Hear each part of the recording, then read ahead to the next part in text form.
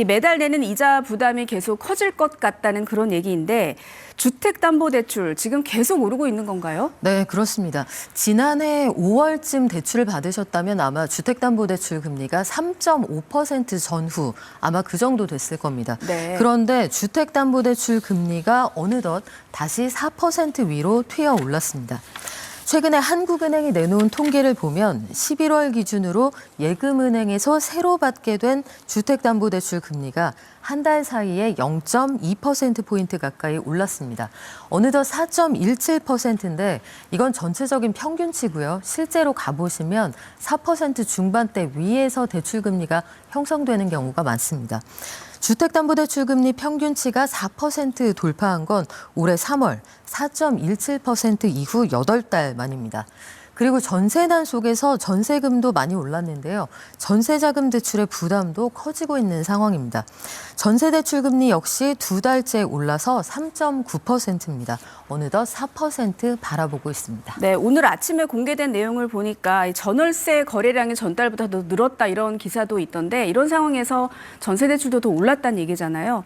그리고 이제 미국에서 이제 트럼프 대통령이 금리 인하를 압박하는 데에는 이 대출받은 기업들 지원하는 성격도 있다는 분석들도 많은데 우리나라 국내 기업의 대출 금리는 지금 어떤 상황입니까? 네, 그렇습니다. 미국에서도 지금 고금리 대출 받은 기업들 우회 지원이 필요하다 해서 트럼프 대통령이 최근에는 파월 의장을 소송을 걸겠다 이런 입장까지 밝힌 상황인데 11월 기업 대출 금리가 연 4.1%입니다.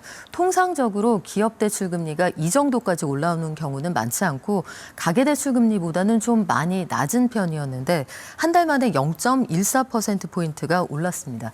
기업은 대출 규모가 워낙 크기 때문에 0.1%포인트만 금리가 올라도 사실은 늘어나는 비용 부담이 상당합니다. 그렇겠네요. 네, 전체적인 비용에서 이 이자가 차지하는 부분이 만약에 늘어난다고 하면 역시 주가에도 반응을 할 수 있는 그런 내용인데 반년 만에 기업 금리 반등한 겁니다. 그렇군요. 자, 올해 오늘 마지막 날인데 새해에는 이자 부담 어떻게 예상해 볼 수 있을까요? 네, 확 내려간다고 말씀드리면 참 좋겠지만 낙관하기는 어렵습니다.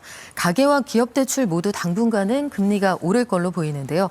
환율이 연말 앞두고 단기간에 급락하기는 했지만 여전히 1,400원 중반대에서 움직이고 있고 한국은행 기준금리 당분간 동결 가능성이 큽니다. 또 정부의 정책 자금 수요가 많기 때문에 적자 국채 발행량은 새해에도 늘어날 가능성이 크죠. 이렇게 되면 국채가 먼저 시장에서 팔리기 때문에 은행권이 대출의 재원으로 쓰는 금융채는 상대적으로 비싼 이자 줘야 팔릴 수 있습니다. 대출 금리가 그만큼 올라갈 수 있다는 얘기고요. 정부가 부동산 과열 우려하는 만큼 당분간 우대금리 같은 것들도 기대하기가 어려운 상황입니다. 전반적으로 당분간은 고금리 견뎌야 하는 상황이다. 이렇게 말씀드리겠습니다. 한국은행이 내년에는 환율과 물가 움직임을 고려해 기준금리 추가 인하 여부를 결정하겠다는 방향성을 예고했습니다. 고환율이 계속되면 내년에도 적극적으로 시장 안정화 조치를 할 방침입니다. 한국은행은 오늘 내년 통화 신용정책 운영 방향을 발표하고 이 같은 입장을 밝혔습니다. 한은은 금리 인하 여부와 시기에 대해 물가와 성장 흐름과 금융 안정 상황 변화를 종합적으로 고려하겠다고 밝혔습니다. 성장률에 대해서는 잠재 성장률 수준으로 높아질 것으로 보면서도 글로벌 통상 환경과 반도체 경기 등에 영향받을 것이라고 예상했습니다. 국가데이터처의 조사 결과 지난해 12월 기준 개인 사업자의 평균 대출액은 1억 7,892만 원입니다. 전년인 2023년보다 0.2% 소폭 감소했습니다. 문제는 연체율입니다. 지난해 12월 기준 개인 사업자의 빚 연체율은 0.98%로 2023년 0.65%에 비해 0.33%포인트 상승했습니다. 연체율도 상승폭도 지난 2017년 관련 통계를 내기 시작한 이후 가장 높은 수준입니다. 개인 사업자 연체율은 지난 2022년부터 2년 연속 연간 0.3%포인트 안팎의 높은 상승폭을 기록하고 있습니다. 지난해까지 계속된 금리 인상 기조에 따라 이자 부담은 전보다 높아졌는데 내수 회복이 더뎌 영업 수익은 저조하기 때문인 것으로 데이터처는 분석하고 있습니다. 금리가 22년 11월에 3.25로 올라간 상태에서 유지됐기 때문에 이자에 대한 부담이 증가하고 있고 경기 회복이 더딤에 따라서 여러 가지 부담에 따라서 연체율이 높아져 간다. 특히 영세 사업자의 연체율이 두드러졌습니다. 매출액 3천만 원 미만 사업자의 경우 빚 연체율이 2.3%에 이르러 전체 사업자 가운데 가장 높았습니다. 반면에 10억 원 이상 매출 사업자의 연체율은 0.28%로 대조를 보였습니다. 산업별로는 건설업의 연체율이 1.93%로 가장 높아 건설 경기 침체가 대출 상환에도 영향을 주었음을 나타냈습니다. 이어 사업 지원 임대업이 1.31%, 농림어업 분야도 1.29%의 연체율을 기록했습니다. KBS 뉴스 이승훈입니다.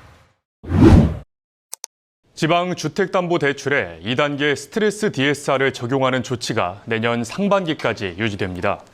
금융위원회는 오늘 관계부처 합동회의를 열고 지방부동산과 건설 경기가 침체되고 있는 점을 감안해 이같이 결정했다고 밝혔습니다. 스트레스 DSR은 향후 금리가 오를 걸 가정해 변동금리 대출의 한도를 산출하는 방식으로 수도권 주택담보대출은 올해 7월부터 100%를 적용하고 있지만 지방은 50%만 적용해 왔습니다. 요즘 전세 구하기 정말 어렵다 이런 얘기들 곳곳에서 나오고 있던데 실제로 매물이 많이 줄어든 걸까요? 네, 신혼부부나 사회초년생들의 전세 수요가 많은 서울 수도권 중저가 전셋집을 시작으로 매물이 자취를 감추고 있습니다. 최근에 부동산 플랫폼 아실이 집계한 결과 서울 전역이 규제 지역이 된 10.15 대책 이후 한 달 열흘 만에 서울 안에서 비교적 전세금이 낮았던 지역부터 전세 매물이 빠르게 사라지고 있습니다. 460개 정도였던 성북구의 전세 물건은 332개로 27% 넘게 줄었습니다. 그리고 동대문구는 19%, 운평구는 16%, 강서구는 14%, 중랑구는 11% 등 사회 초년생들이 비교적 접근하기 쉬운 지역의 전세 물건이 계속 줄어들고 있는데요. 도봉구도 9% 이상, 노원구도 8% 넘게 전세 물건이 줄었습니다. 네, 이렇게 수치로도 명확하게 줄어들고 있는 게 나타나고 있는 것 같은데 물량이 줄면 뭐 전세 가격 오르는 건 당연할 테고 요즘 전세 월세화 이런 말도 나오고 있던데 이제 대단지 아파트로 가면 좀 사정이 다르지 않을까라는 생각도 들거든요. 네, 과거에는 보통 그쪽으로 가면 물건 구하기가 좀 쉬운 편이었는데 실제로 현장에 나가보면 그렇지는 않다고 합니다. 성북구 기름동에 2,000세대가 넘는 한 아파트 단지를 예로 들어보면 이 단지는 지난달 25일 기준으로 전세 매물이 딱 8건 뿐이었습니다. 또 서대문구 DMC에 있는 4,300세대 대단지 역시 전세 물건 25개 뿐이었습니다. 현장에서는 매물 자체가 워낙 귀하다 보니까 만약에 물건이 나왔다 하면 보지도 않고 전화로 계약금부터 넣겠다 이런 계약자들이 많다고 이야기를 하고 있습니다. 네, 앞서서 그래프에서도 보여주셨지만 성북구 같은 경우에는 매물이 30% 가까이 줄었다고 네. 하셨는데 지역별로 좀 차이가 있는 것 같아요. 네, 서울 전역에서 같은 현상이 나타나는 건 아니고요. 동네별로 아주 큰 온도차가 있었는데 부동산원 통계에서 주간 집값 상승률이 거의 매번 가장 높게 잡히는 송파구는 사정이 달랐습니다. 전세 물건이 규제 이전에 2,700여 개에서 3,500여 개로 30% 이상 늘었습니다. 역시 10.15 대책의 트리거가 됐던 성동구 이쪽의 전세 물건도 800여 개에서 1,000여 개로 23% 가까이 늘었습니다. 그러니까 워낙 집값이 비쌌던 강남이나 한강 배틀 중심보다는 사회 초년생들이 많이 찾는 서울 외곽부터 전세 물건 잠김 현상이 나타나고 있다. 이런 얘기입니다. 네, 전세 매물 잠김 현상. 근데 뭐 수도권에 이렇게 인구가 밀집돼 있는 상황이 어제 오늘 얘기만은 아닌데 요즘에 특히 이런 상황이 나타난 원인은 뭘까요? 네, 원인은 좀 복합적입니다. 일단 신축 공급이 계속 줄고 있다. 이게 가장 큰 문제가 되는데요. 청년층이 선호하는 신축 공급은 몇 년째 줄어들고 있습니다.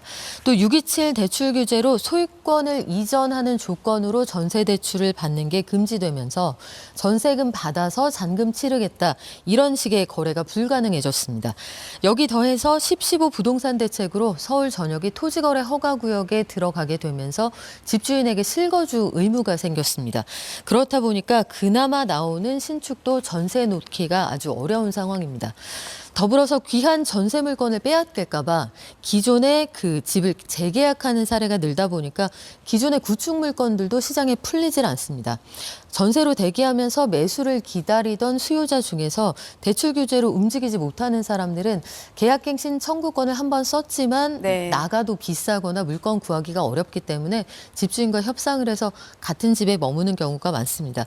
그래서 빌라는 불안해서 못 가겠고 아파트 전세는 줄어들다 보니 이런 현상이 나타나는 겁니다. 네, 앞서서 이제 서울의 일부 구들의 통계를 보여주셨는데 요즘에 경기도 지역도 이런 전셋값이 오르고 있는 현상들이 나타나고 있는 것 같아요.